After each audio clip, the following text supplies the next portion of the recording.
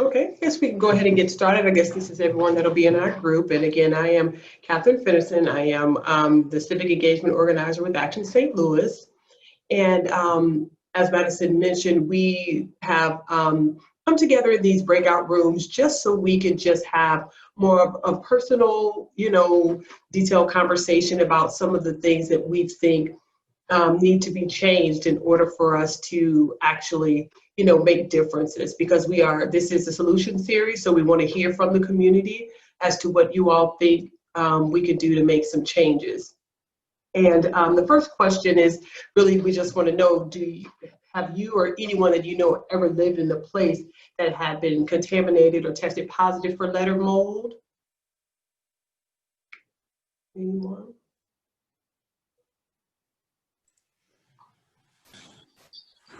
I've lived in old homes pretty much my whole life, so yes. Okay. Yes to all those questions. Okay. And I mean, and then while you were there, what impact did it have? Did the problem have on you and your family while you were in there? Oh, hold on one second. I apologize. I'm sorry. Because I just wanted to give a statement. We are recording. Are we still recording? Did we let everyone know that we're recording in here? Okay, so Ken, are you recording? It seems like. Okay, great. I'm sorry. Usually when I'm in the breakout room, I'll start the recording and I forgot this time. So go on, Sarah. I didn't mean to interrupt. Oh, that's fine. Luckily, I felt that I was empowered with knowledge about the risks. And so, we were able to address them fairly easily with filters and flushing water sources. And I had my kids tested when they were the right age to do that. And so I was able to verify that none of us were ever impacted by it, other than the hassle of having to flush out our water and be careful about that. Yeah, we had just paint issues. We live in an old home in South St. Louis, so before we had kids, we made sure that we tried to at least cover them before we had children. I've lead on adults. Is there I've heard that there's a point where it has less effect. Is that true? It's more the problem is more prevalent for children, is what I'm saying. Yeah, I'm sorry. Was that a question? You cut out for a minute on my end, so I wasn't sure of exactly what you said. I'm just curious. My understanding is that lead is of an issue with children, but what is the risk for adults?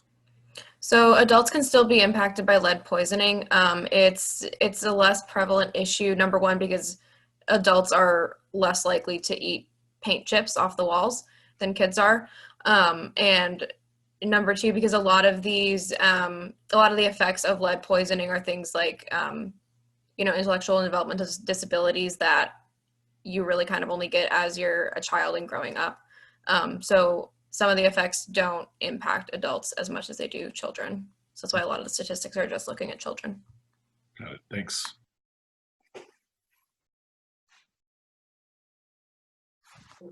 And again, I know that everyone that spoke about it, they did speak about how, Sarah, you did say how you were empowered because you were educated about it. And Mark, the same with you. You knew that it was something you had to take care of before you had children.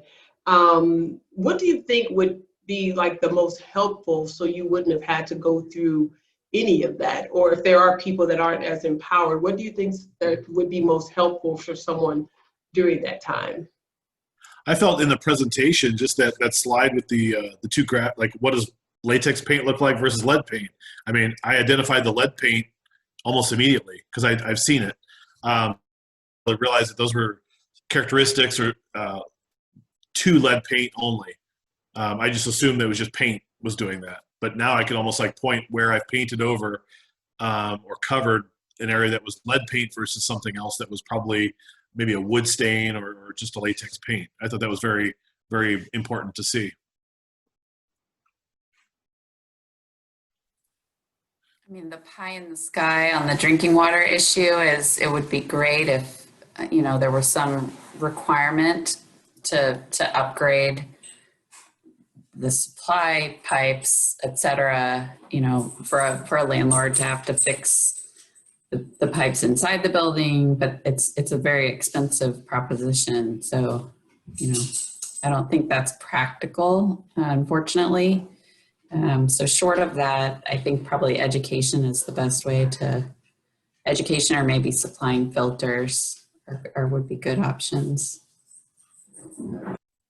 I thought of something about in regards to specifically that lead paint, and I'm not sure, you'll have to like let me know if I understood the solution, but to me they're part of the problem is that like, is it 100% necessary that like that sand it down, like you sand out the lead paint to like make, like, can it be painted over? Because my idea was like a paint dry probably wouldn't be that difficult to do, to like community source like a bunch of pints, gallons, I'm sorry, I'm not a painter, I have no idea what the terminology is, for people to paint their homes with, or if that was a cost barrier, even people to volunteer to paint the insides of people's homes, because I just don't think that's like, I can't imagine someone who wouldn't volunteer to just crowdsource some paint and then to slap some paint in someone's home. Sure. So correct me if I'm wrong here, Ken, but I mean, any effort to cover up lead paint is going to help a bit. You know how I'd mentioned before, like you can cover it up in the short term with, you know, covering up with posters and things like that, because the danger comes from, you know, those chips or from the dust in the lead paint. So covering it up, keeping it, you know, out of the way of your kids is first and foremost the most important. But the best way to get it taken care of is to kind of have it sanded down and removed and abated in a more efficient way. But obviously that's, you know, a lot more work. It's a lot more expensive. It requires, you know, professionals to do it. It requires PPE because it involves lead dust being kicked up into the air in your home just to get rid of it in the first place. So it is a much more extensive procedure, and that's why it's not fixed as often as it should be. Yeah, that's basically right, Callie.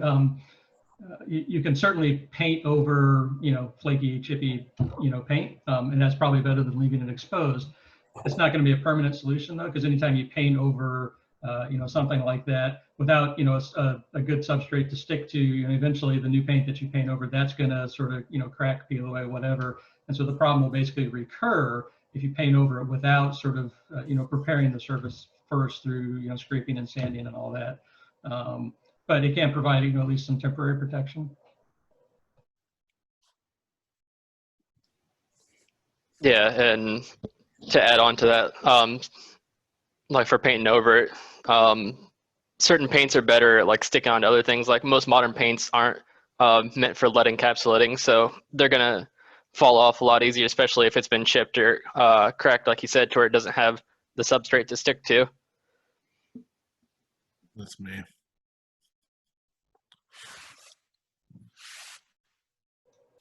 Catherine, Okay, can let me see.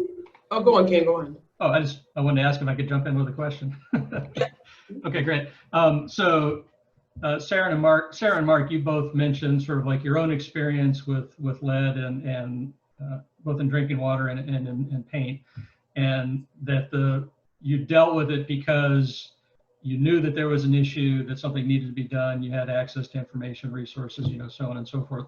One of the things that we think about or we talk about is, you know, to what extent there needs to be better education about, you know, about these issues and about resources that are available, things like that. So I guess my question is, and anybody else who maybe has, you know, experience with this, feel free to jump in too. The resources and the information that you had at hand, where you knew that, you know, allowed you to deal with the problem, where did that information come from? How did you learn that? Because that might give some insight into, you know, where efforts for greater education, you know, maybe could be focused.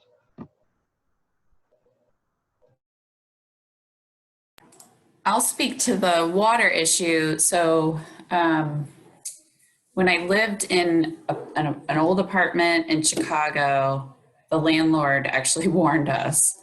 And then when I lived in an old apartment in St. Louis, I sort of learned from that experience. And then I just sort of assumed in the old apartment in St. Louis, because it was even an older building. And then when we bought our first home, I can't remember if it was the realtor or the seller. Somebody provided us with a booklet and information because our service line, I think they disclosed that our service line was a lead service line.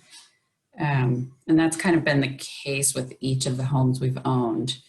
So it was at that purchase moment that the information was provided to us. And I don't know if there was any requirement for a landlord to have made a disclosure like ours did.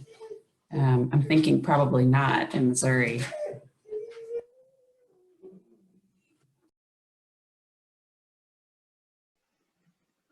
I was thinking, for every apartment I've rented, you have to sign the thing that says there might be a lead here. And I was thinking when I saw that slide comparing the latex and lead paint that, every time they sign it, it's kind of like, oh, that's just a thing that we have to do. They never actually say, is there actually lead paint here? So having that visual is very helpful. The other thing I was thinking was my partner recently bought a house on a VA loan, and as part of those loans, you have to do some kind of lead abatement. Like there's a special requirement, which most loans wouldn't have any requirements for lead. So it was kind of an interesting thing too, that we had to talk for each house we were looking at.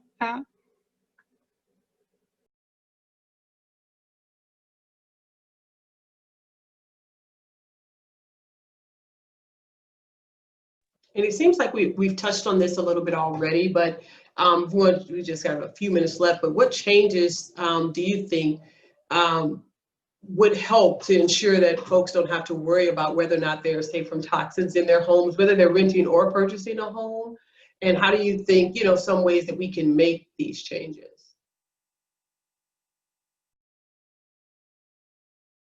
I know, Mark, everyone has mentioned, that visual is really good to have. Like you were saying, Jenny, if you're signing your lease and they would actually have that picture there for people to see what it would look like so people can, go through the house and be notified themselves of what's there.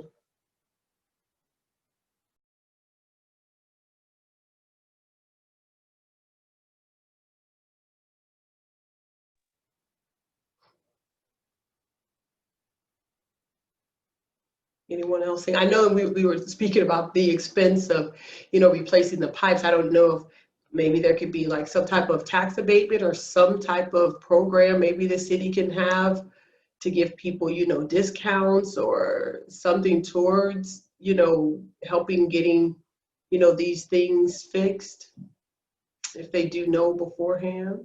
I'm not sure how that would work, but.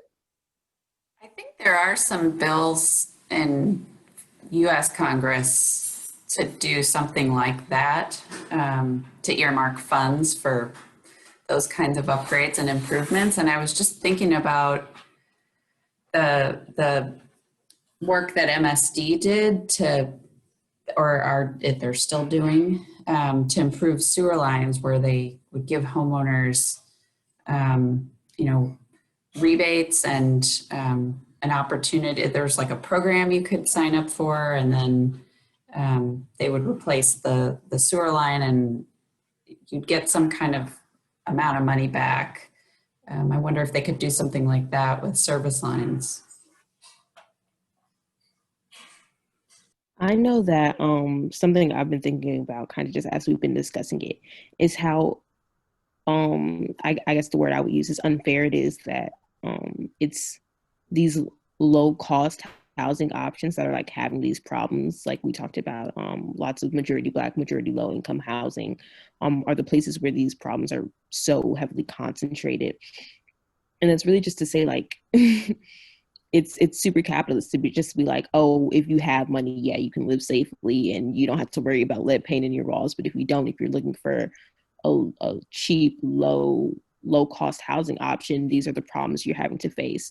So obviously that's complete like taking advantage, that's complete disparity. But it makes me think of like solutions to that are that we actually create low cost housing that is like low cost both in the cost of living there, but also low cost and efficient in the creation, and low cost and efficient in utilities, and low cost in all these different ways. I saw this activist speak, this youth activist. She's like 20, she's from Kentucky or something, and she was talking about how they should tear down the judicial building, the courthouse or whatever it was, and make luxury low cost housing. And like, that's just like a word, like luxury low cost housing, like that should exist. Like people should be able to live beautifully, comfortably for not a lot of money, because we know a lot of people don't make a lot of money. So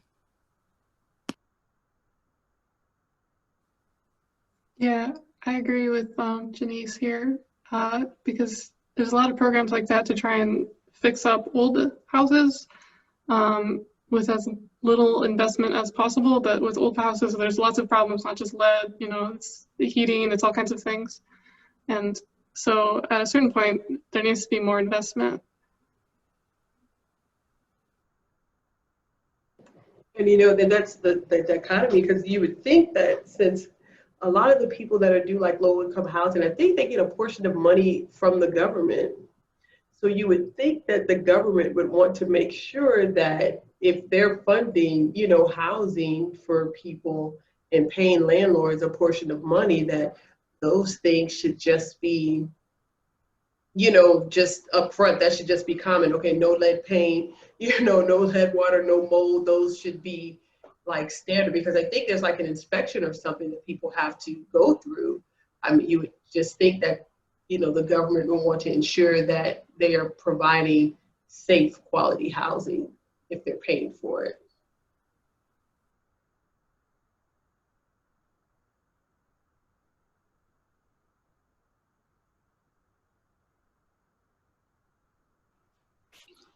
In regards to solutions, I think for me personally, last year, I remember moving into an older apartment here in St. Louis and seeing like the lead, like the chipped paint around my window. And I think a critical piece in this is education and access to education in regards to like identifying, like how Callie had that slide where it was like the latex paint as opposed to the lead paint. And I think for me, even being in my old apartment, just thinking like, oh, like being in this apartment, am I in danger from like even being around my windows where there's like chipped lead paint and things of that nature. So I think a really critical piece in this is not just the education part, but just like the access to those resources, and for people being able to have equitable access to understand what is dangerous to them and their children, and